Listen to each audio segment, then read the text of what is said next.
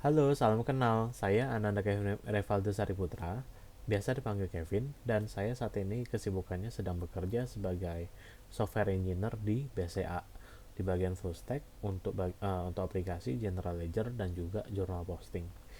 Yang sudah pernah saya lakukan di BCA itu backend, frontend, dan juga batching di bagian DB scripting dan juga bash dan batch gitu ya, serta konfigurasi untuk automation dari batching ini sendiri gitu.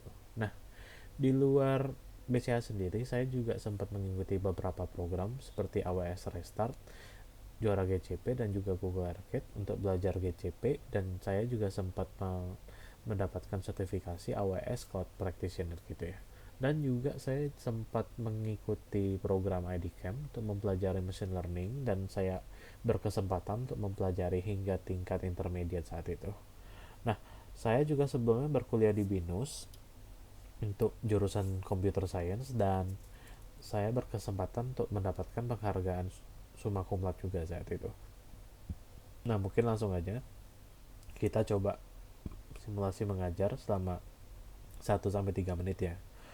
Nah, topik yang mau saya bawa kali ini itu adalah backpropagation di dalam machine learning. Nah, kita mulai dari 125 kayak gitu ya. Nah, backpropagation ini tuh merupakan sebuah topik di machine learning ya, teman-teman ya. Nah, yang mau kita bahas kali ini itu ada beberapa hal, yaitu apa itu backpropagation, how does it work, jadi bagaimana cara itu bekerja, terus benefit-benefit dan juga aplikasi dari konsep ini tuh apa sih gitu ya.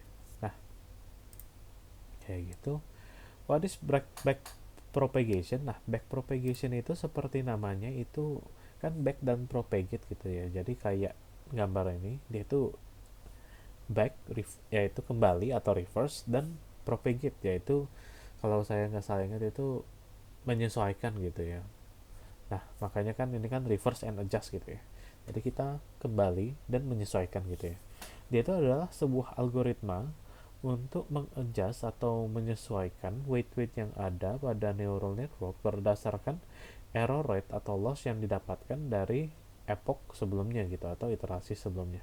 Nah, maksudnya apa? Maksudnya itu tiap kali kita training itu kan kita meminta kita melatih sebuah AI secara berulang dengan epoch yang berulang.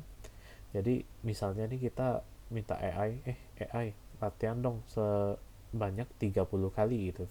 Nah, AI ini akan berlatih selama iterasi 1, iterasi 2, iterasi 3, dan seterusnya, dan tentunya iterasi ini tuh tidak sempurna dan pasti ada errornya gitu. Nah, errornya ini adalah error rate yang kita pakai untuk menyesuaikan weight-weight yang ada pada layer-layer sebelumnya di neural network. Cara menyesuaikannya apa?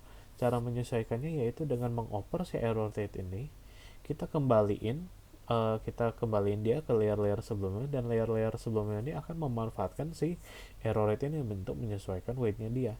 Jadi kayak antar neuron yang ada pada masing-masing layer ini tuh kayak saling memberikan feedback untuk saling belajar dan mengimprove satu sama lain gitu.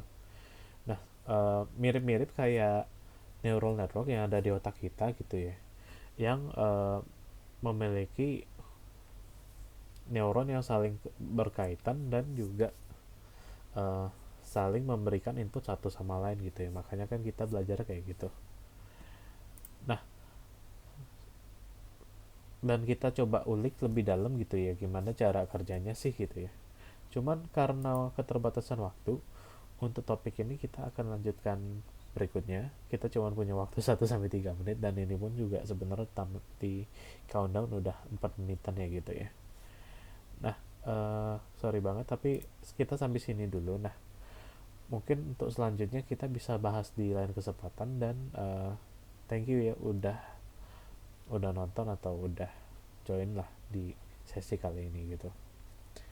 Ya, terima kasih dan sampai jumpa di kesempatan berikutnya ya. Bye bye.